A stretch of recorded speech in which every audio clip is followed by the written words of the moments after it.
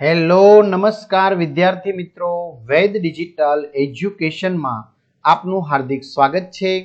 આજે આપણે ધોરણ 8 વિષય વિજ્ઞાનની અંદર તારીખ 1/3/2025 ને શનિવારના રોજ લેવાયેલી એકમ કસોટીનું 100% ટાઈપિંગ સાથે સંપૂર્ણ પ્રશ્ન બેંકનું સોલ્યુશન જોવાના છીએ। તો ખાસ વિદ્યાર્થી મિત્રો ચેનલમાં નવા હોય તો ચેનલ સબસ્ક્રાઇબ કરો, બાજુમાં બેલ આઇકનને પ્રેસ કરો જેથી તમને ધોરણ 8 ના તમામ વિષયના વિડિયો લેક્ચર મળી શકે। વિડિયો લાઈક કરો, તમારા મિત્રો દોસ્તોને શેર કરો। તો ધોરણ 8 સમય 8 થી 9 ચેપ્ટર છે આપણા મિત્રો 7 થી 12 સુધીના અને તારીખ છે 1/3/2025 અને વિષય છે વિજ્ઞાન। તો 25 માંથી 25 ગુણ તમારે આવશે કે કેમ? તો વિદ્યાર્થી મિત્રો તમારે કેટલા ગુણ આવશે મને પહેલા કમેન્ટ કરી દો, બરાબર? પછી આપણે જોઈએ આમાંથી તમારું કેટલું સાચું છે અથવા તો તમારા શિક્ષક દ્વારા તમને કયો પ્રશ્ન પૂછવામાં આવ્યો છે, બરાબર? તો પ્રશ્ન 1 લઈએ, જોડકા જોડો, બરાબર? તો ઘણા બધા વિદ્યાર્થી મિત્રો એમાં ભૂલ કરી હશે। તો એક્સ રંગસૂત્ર, તો એમાં વિદ્યાર્થી મિત્રો આવશે અંડકોશ એટલે કે બીજું।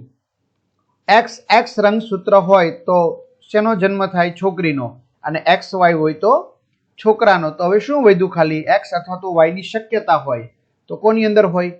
શુક્રકોશની અંદર। એટલે આપણે નંબર આપ્યા છે 2 3 4 1।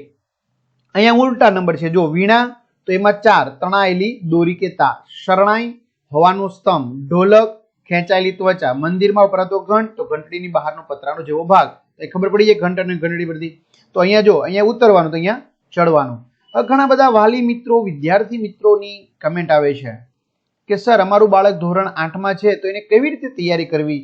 એનું વિજ્ઞાનનું પેપર કેવું હશે? એસએસ નું પેપર કેવું હશે? ગણિતનું પેપર કેવું હશે? કારણ કે અમારે 90% થી પણ વધુ ટકાવારી લાવવી છે। તો મિત્રો ચિંતા કરવાની જરૂર નથી, બરાબર? ધોરણ 8 વાર્ષિક પરીક્ષાના પરિણામ લક્ષી પ્રશ્નપત્રો તેમજ સોલ્યુશન સાથેના પેપરો પણ તમને મળશે દરેક વિષયના। આ બધું આપણી વેદ ડિજિટલ એજ્યુકેશન નામની એપ્લિકેશનમાં શક્ય છે।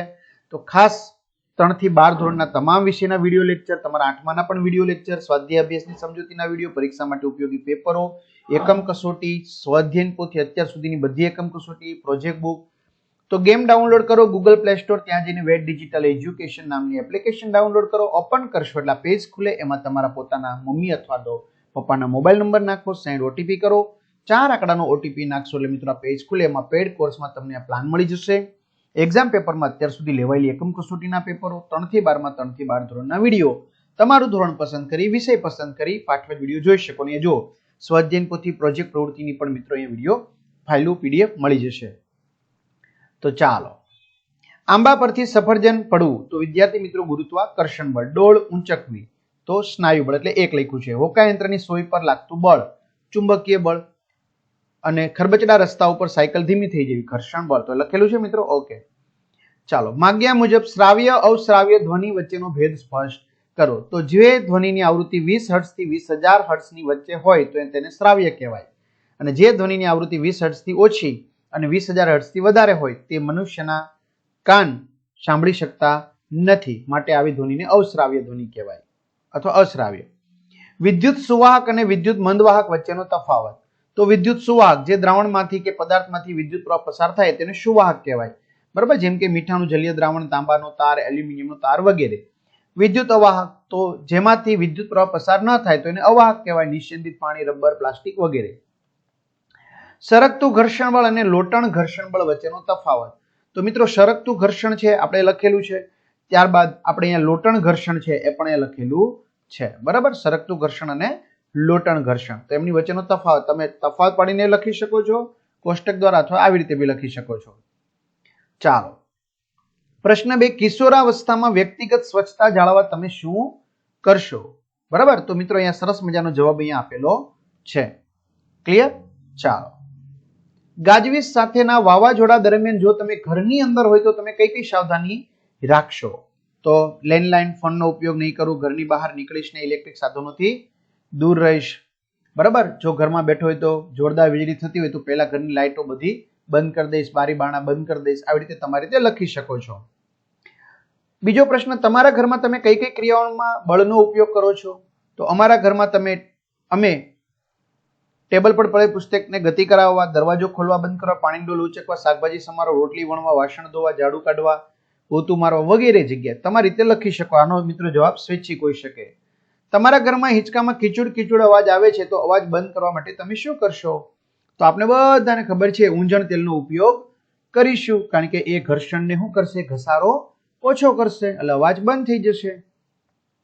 ધ્વનિ પ્રદૂષણને નિયંત્રિત રાખવા માટે કયા ઉપાયો કરશો? તો વાહનોમાં હોર્નનો ઉપયોગ ઓછો કરીશું, ટીવી ધીમા અવાજે ચલાવીશું, માઇક ધીમા રાખીશું, રસ્તાની આજુબાજુમાં વૃક્ષો ઉગાડીશું. તમારા ઘરમાં શોર્ટ સર્કિટને કારણે આગ લાગે છે તો આગ બુઝાવવા માટે શું કરીશું? તો સૌ પ્રથમ મુખ્ય ફ્યુઝ દૂર કરીશું, જેથી ઘરમાં વિદ્યુત પ્રવાહ આવતો બંધ થઈ જાય, જેથી પાણી છાંટીને આગને કાબુમાં લાવી શકાય અને શોર્ટ સર્કિટનો ભય ન રહે. પ્રશ્ન 3 માં તમને પૂછ્યા છે ભૂકંપ સાથી થાય છે સમજાવો. કોઈ પણ એક તમારે લખવાનું છે, બરોબર? તો એનો જવાબ મિત્રો સરસ મજાનો આપેલો છે.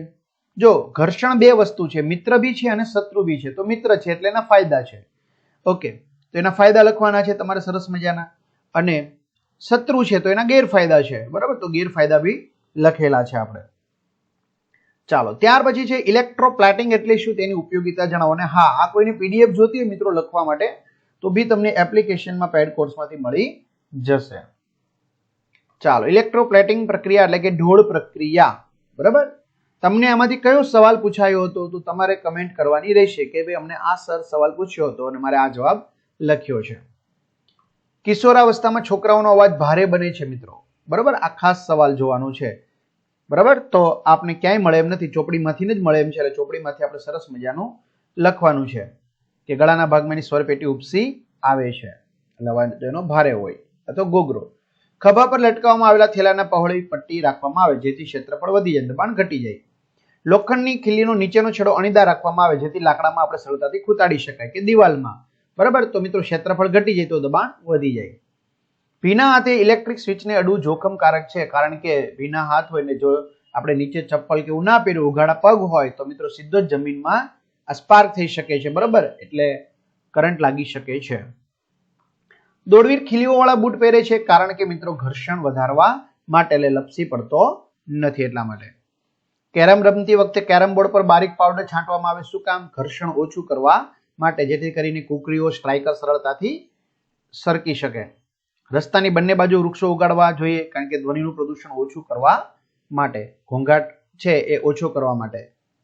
ઊંચી ઇમારતો પર વિદ્યુત વાહક રાખવામાં આવે છે, કારણ કે વીજળી ત્રાટકવાનો જો ભય હોય તો એ એમની મદદથી જમીનમાં ઉતરી જાય, એટલે કોઈ નુકસાન ન થાય. બાથરૂમમાં નળ, રસોડાના ગેસ બર્નર વગેરે પર ક્રોમિયમનું પ્લેટિંગ કરવામાં આવે છે, કારણ કે ક્રોમિયમ છે એને કાટ લાગતો નથી ને ચળકતી છે, બરાબર? એટલા માટે. પ્રશ્ન 5, રમકડાનો ટેલિફોન આપણે બનાવવાનો છે. તો રમકડાનો ટેલિફોન આપણે બનાવેલો છે મનોરંજક પ્રવૃત્તિ તરીકે, બરાબર? રમકડાનો ટેલિફોન કઈ રીતે બનાવ્યો છે જો મિત્રો તમે ખબર જ છે, બરાબર? તો તમે લખી શકશો રમકડાનો ટેલિફોન. સાદું વિદ્યુત ટેસ્ટર બનાવવાનું છે તો કશો વાંધો નહીં, વસ્તુઓ પદાર્થો આપણે લેવાની, આકૃતિ આપણે દોરવાની છે, બરાબર? તો સરસ મજાનું વિદ્યુત ટેસ્ટર થઈ ગયું, ઓકે.